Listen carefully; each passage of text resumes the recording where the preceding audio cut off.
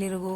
ಇವತ್ತು ನಾವು ಕಾಲೇಶ್ವರ ನೋಡಿಕೊಂಡು ಅಲ್ಲಿ ಮುಂದೆ ನಾವು ನಮ್ಮ ಮಾಮ ಅವ್ರದ್ದು ಹೊಲ ಇತ್ತು ಅಲ್ಲೇ. ಅಂದ್ರೆ ಕುಂಟೋಜಿ ಇರ್ಕಲ್ಗೆ ಹೋಗೋದು ಕುಂಟೋಜಿ ಬರ್ತದೆ ಅಲ್ಲಿ ಮುಂದೆ ಇದರಿಂದ ಒದೆಗೋಳ ಅಂತಂದು ಒಂದು ಹಳ್ಳಿ, ಅಲ್ಲೆಲ್ಲನೂ ಅವರು ಹೊಲ ಇತ್ತು ನೋಡ್ರಿ. ಮೊದಲಿಗೆಲ್ಲ ಎಲೆ ಬಳ್ಳಿ ತೋಟ ಅದೆಲ್ಲನೂ ಇತ್ತು. ಈಗೆಲ್ಲ ಅದು ಮಾಡ್ಲಿಕ್ಕೆ ಆಗಂಗಿಲ್ಲ ಅಂತ ತೆಗ್ದಿದ್ರು.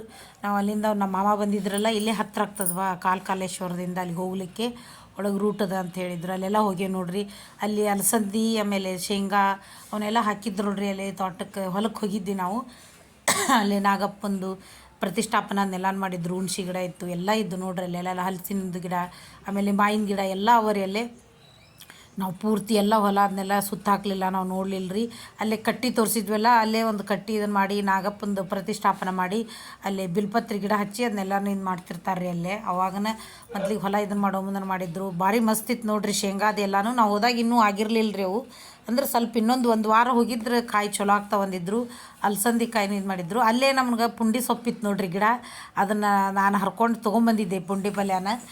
ಪುಂಡಿ ಸೊಪ್ಪಿನ ಗಿಡ 2 ಗಿಡ ದೊಡ್ಡ ಇದ್ದು ರೀ. ಎಷ್ಟೊಂದ ಸಿಕ್ತು ಸೊಪ್ಪು, ಅದನ್ನ ತೊಗೊಂಬಂದ್ವಿ. ಅಲ್ಲಿಂದ ಮುಂದೆ ಹಂಗೆ ಸ್ವಲ್ಪ ಮುಂದ್ಕತ್ತ ಅಲ್ಲೇ ನೋಡ್ಕೊಂಬರೋಣ ಅಂತಂದ್ವಿ.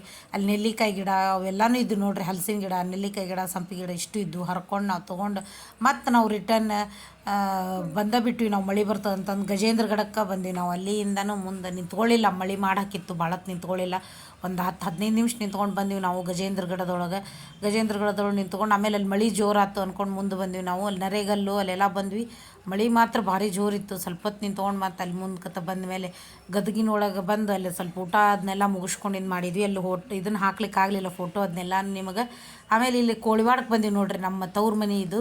ಅಲ್ಲಿ ಕೋಳಿವಾಡ ಮಹಾಮಾಯಿ ದೇವಸ್ಥಾನಕ್ಕೆ ಬಂದಿದ್ವಿ ನೋಡ್ರಿ. ಈಗಿದು ಪವಾಡ ಜಾಸ್ತಿ ಅದ್ರಿ ನಡೀತದೆ. ಈಗೆಲ್ಲ ದೇವಸ್ಥಾನ ಮಾತ್ರ ಭಾರಿ ಚಲೋ ನೋಡ್ಸ್ಯಾರ. ಇದನ್ನು ಮಾತ್ರ ಇಲ್ಲೆಲ್ಲನೂ ನಮಗೆ ಅಂದ್ಕೊಂಡಿದ್ದೆ ನನ್ನ ಮಕ್ಕಳ ಸಲುವಾಗಿ. ನಾನು ಇಲ್ಲಿ ಹರಕೆ ಕಟ್ಕೊಂಡಿದ್ದೆ, ನನ್ನ ದೊಡ್ಡ ಮಗಳು ಸಣ್ಣ ಮಗಳ ಸಲುವಾಗಿ ಅಲ್ಲಿ ಹರಕೆ ತೀರಿಸ್ಬೇಕು ಅಂತಂದು ಹೇಳಿದ್ದು ಮಾಡಿದ್ದೆ. ಅಂದರೆ ಇಲ್ಲಿ ನಮ್ಗೆ ಆಗೋ ಕೆಲಸ ಇತ್ತಂದ್ರೆ ಇಲ್ಲ ದೇವಿಗೆ ಬಂದು ಕಾಯಿ ಇಟ್ಟು ಹೋಗಿರ್ತೇವೆ ನಾವು. ಕಾಯಿ ಇಟ್ಟು ಹೋದ್ಮೇಲೆ ಆ ಕೆಲಸ ಆದಮೇಲೆ ಬಂದು ಕಾಯಿ ಹೊಡಿಸ್ಕೊಂಡು ಉಡಿ ತುಂಬಿ ಹೋಗಿರ್ತೇವೆ ರೀ ನಾವು. ಆ ಥರ ಇಲ್ಲ ಆಗಿರ್ತದೆ ರೀ. ಅದಕ್ಕೆ ಇದು ಇನ್ನೊಮ್ಮೆ ಹೇಳ್ತೇನೆ, ಇಷ್ಟು ಹೇಳಿ ಲಾಗ್ ಮುಗೀತದೆ ರೀ.